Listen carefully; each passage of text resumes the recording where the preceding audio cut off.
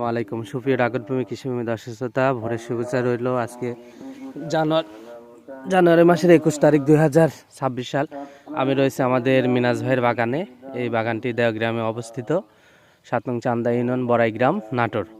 তো দর্শক, এই এই সময়ে প্রচুর পরিমাণে কুশি নেয় ড্রাগন গাছে।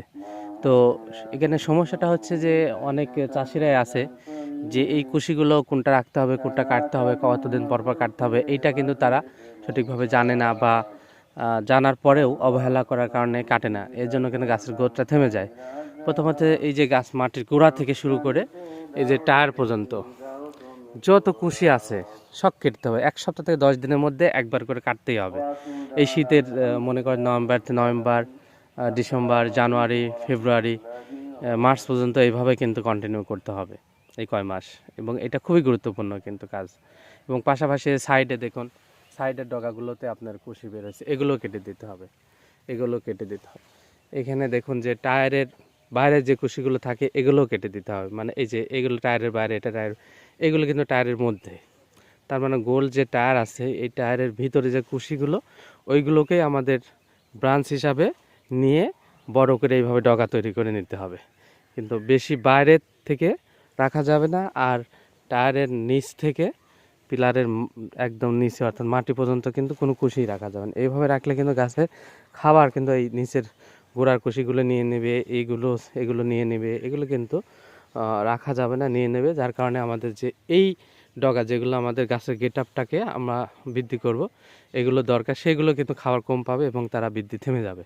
তো এই জন্য আমাদের এই প্রুনিংটা, এই সময় প্রুনিংটা কিন্তু খুবই ভালো করে করতে হয়। বিশেষ করে প্রুনিং বলতে এখানে কুশি প্রুনিং, হ্যাঁ, নতুন ডগা প্রুনিং, এটা কিন্তু খুবই গুরুত্বের সাথে করতে হবে। এটা যদি আমরা আসলে না করতে পারি তাহলে কিন্তু গাছের দ্রুত ডেভেলপ হবে না, ডগাগুলো গাছের গেটাও ভালো হবে না। এই যে দেখুন প্রত্যেকটা গাছে কিন্তু এই যে এখানে এখানে দেখুন দর্শক, এখানে এই যে এই ডগাটায় এটা রাখতে হবে, আর এই যে বাইরের এগুলো কেটে ফেলতে হবে। এখানে এই ডগাটার এই কুশিটা কেটে ফেলতে হবে।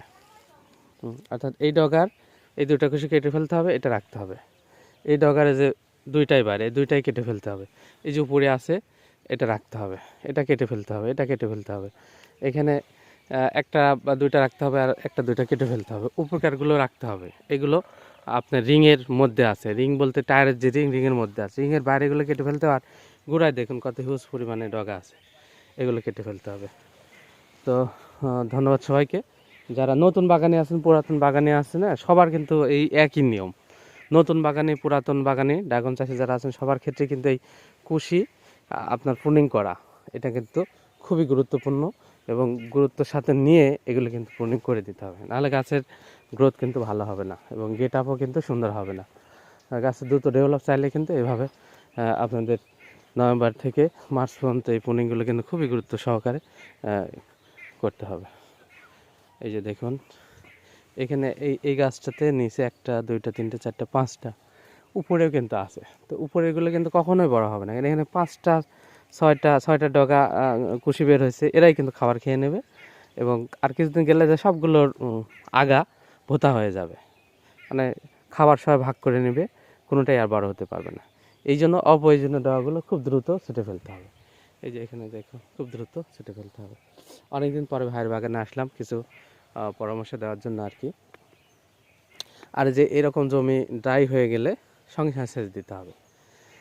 মানে জমির অবস্থা ভেদে কিন্তু এখন দেখা যাচ্ছে 10 থেকে 15 দিনের মধ্যে একটা করে সেচ দেওয়া দরকার। তো ধন্যবাদ সবাই, আমাদের সঙ্গে থাকবেন। আল্লাহ হাফেজ।